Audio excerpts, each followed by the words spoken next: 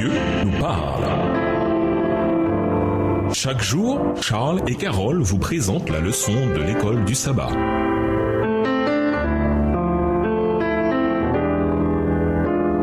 Bienvenue dans votre émission. Dieu nous parle. Nous voilà à la leçon de mardi, vivre en disciple. Si l'Église se soucie vraiment de devenir une force pour l'éducation chrétienne, il est impératif que nous commencions par Jésus. Jésus a appelé des disciples. Il les a formés à la mission en marchant avec eux. Jésus leur a donné des occasions de s'impliquer dans la vie de ceux dont ils devaient prendre soin. Jésus leur a donné des occasions de s'impliquer dans la vie de ceux dont ils devaient prendre soin et qu'ils devaient aimer. Et chaque jour, Jésus les interpellait par sa vision de ce que ce monde pouvait être quand les gens commencent à se considérer comme des frères et sœurs. Lisons Luc 4, les versets 18 à 23. Quel est le message que Christ adresse à nous tous qui sommes ses disciples? Luc 4, les versets 18 à 23. « L'Esprit du Seigneur est sur moi, parce qu'il m'a oint pour annoncer une bonne nouvelle aux pauvres. Il m'a envoyé pour guérir ceux qui ont le cœur brisé, pour proclamer aux captifs la délivrance et aux aveugles le recouvrement de la vue, pour renvoyer libres les opprimés, pour publier une année de grâce du Seigneur. » Ensuite, il roula le livre, le remit aux serviteurs et s'assit. Tous ceux qui se trouvaient dans la synagogue avaient les regards fixés sur lui. Alors il commença à leur dire : « Aujourd'hui, cette parole de l'Écriture que vous venez d'entendre est accomplie. » Et tous lui rendaient témoignage. Ils étaient étonnés des paroles de grâce qui sortaient de sa bouche et ils disaient : « N'est-ce pas le fils de Joseph ? » Jésus leur dit : « Sans doute vous m'appliquerez ce proverbe : Médecin, guéris-toi toi-même. Et vous me direz : fais ici, dans ta patrie, tout ce que nous avons appris que tu as fait à Capernaum. » Pendant 3 ans, les disciples observèrent Jésus, leur maître, vivre les idéaux du royaume. Les idéaux annoncés dans son premier sermon dans la synagogue de Nazareth. Le pardon, la grâce et l'amour allaient de pair avec la solitude, l'engagement et l'épreuve. S'il y avait une leçon à retenir, c'était bien celle que le discipulat n'est pas quelque chose à prendre à la légère. On est disciple pour la vie, pas juste pour une journée. L'ordre donné par le Sauveur s'adresse à tous les croyants, jusqu'à la fin des temps. Tous ceux qui ont reçu l'inspiration céleste sont associés à l'Évangile. Tous ceux qui reçoivent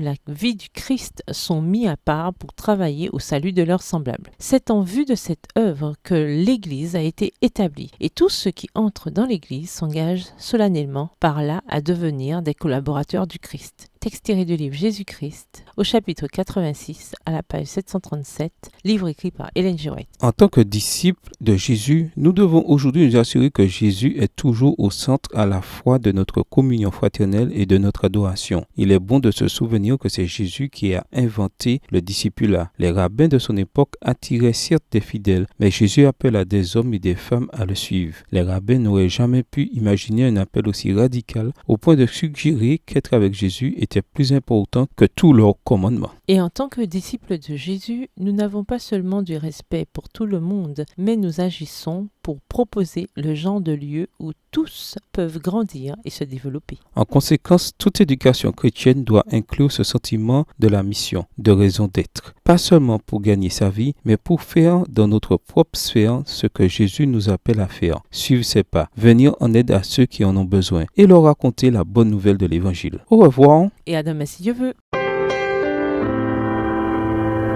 Dieu nous parle. Chaque jour, Charles et Carole vous présentent la leçon de l'école du sabbat.